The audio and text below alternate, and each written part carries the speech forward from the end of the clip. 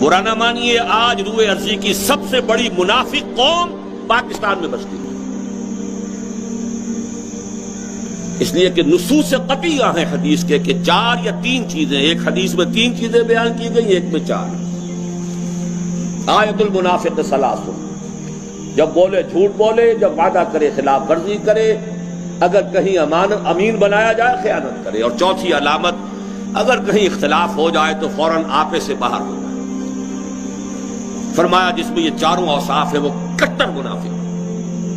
ایک حدیث میں آیا وَإِن صَامَ وَصَلَّى وَزَعَمَ أَنَّهُ مُسْلِمٌ، خواہ وہ نماز پڑھتا ہو، روزہ رکھتا ہو اور اپنے آپ کو مسلمان سمجھتا ہو۔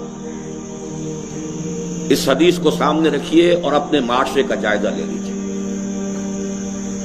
یہاں جو جتنا بڑا ہے اتنا ہی بڑا جھوٹا ہے، جو جتنا بڑا ہے اتنا ہی بڑا وعدہ خلاف ہے، جو جتنا بڑا ہے اتنا ہی بڑا خائن ہے، الا ماشاء اللہ۔